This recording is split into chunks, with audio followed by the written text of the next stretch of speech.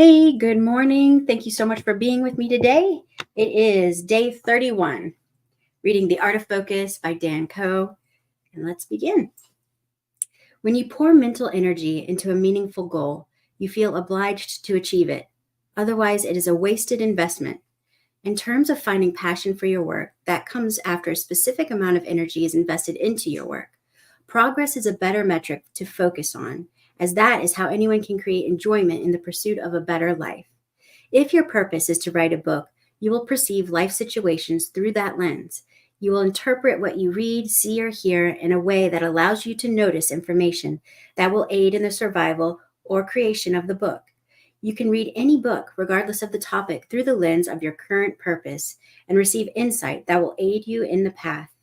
You will not be interpreting the information as literal because paragraphs, sentences, and choice of words will be noticed over the educational material of the book itself. If your goal is to learn the material from the book, then you will survive that goal by reading through that lens. In 2 years from now, you can return to that book and it will hold an entirely different meaning because your goals have changed. Perceiving situations through the lens of a meaningful goal makes life meaningful. You can attach different purpose-based perspectives to unveil the details of life that would have normally gone unnoticed. With time, our goal is to acquire as much perspective as we can, broadening ours to that of the universe, to realize all is one. When accomplished, the technical details of your life that cause you stress would wash away and lose their impact. Instead, you would see them through an enlightened lens. The ripple design of a summer leaf will bring a smile to your face.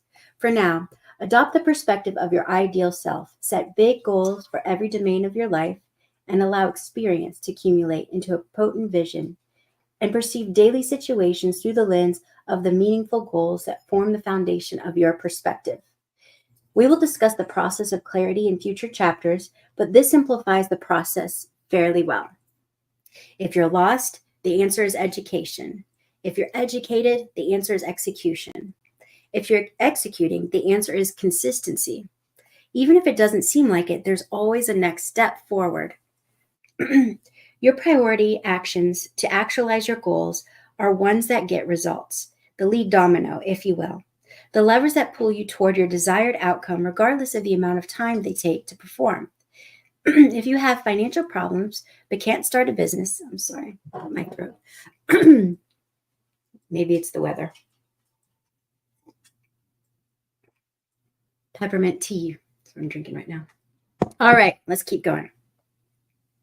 If you have financial problems but can't start a business due to having too many responsibilities, then don't start a business. Face reality and experiment with a budgeting technique. Increase your professional development through skill acquisition and potentially searching for a new job. Once the lead domino is knocked over and momentum is built, you can begin working on your dream of starting a business. This is how your life is created, maintained, and improved. Systems have a desired outcome, a process that results in that outcome, and inputs that meet the demands of the process.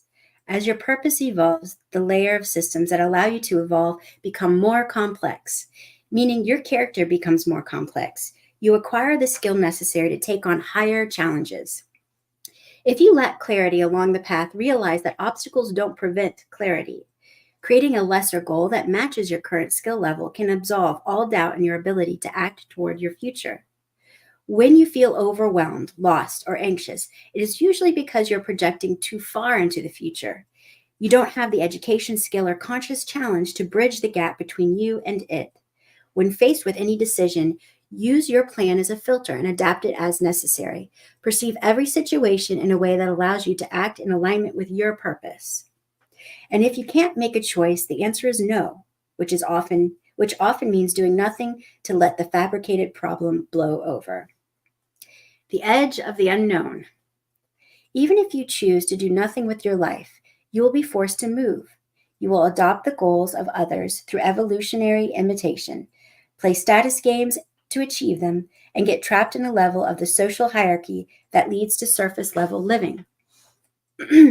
Psychological time poses one of the greatest threats to human experience because humans are the only ones that can experience it. Psychological time is illustrated by our desire to live in the past or future in a way that does not help but harms us. Animals seem to live in the eternal present moment. They may learn from the past for the sake of their survival, but you would not see a dog stressing at night because they have to go on a walk the next day. You will only see them stressed when the source of that stress is part of the present. We've discussed how we do not want to regress into our animalistic nature and instead pursue something beyond ourselves. But that does not mean we can't learn from animals and integrate their useful parts. You can observe a dog, child, or other being that doesn't have years of mental programming under their belt and pull some profound insights from their actions. Like how a puppy is fascinated by fresh grass while we glance over it because we already think we know what it is. As humans, we reminisce on a familiar past, something we have experienced before, and allow thoughts of that point in time to flood our mind. Those thoughts pull your past experience into the present. You feel what it was like to be in that time. And as you can visualize a positive potential future that leads to a great feeling, you can do the same from a negative past. As you repeat these thoughts, emotions, and experiences, this pattern is conditioned into your mind and becomes automatic. Mental habits are dangerous when executed without intention, purpose, or conscious thought. By reminiscing on a negative past without transmutation of those feelings toward a potential future, you remain as your past self. We live out the same negative experiences over and over again. We literally don't change. We feel the same, we do the same, and are the same day after day as our body ages with the physical world. The same thing happens when projecting into the predictable future based on your past experiences. Again, you feel that experience in the present. You think you know what has happened and what will happen, and that locks your mind in a world of its own creation. Your destiny is decided. All right. That's it for day 31. I will see you tomorrow for day 32. That would be 7:45 Eastern Time, a.m. All right. Thanks for being here. Ciao.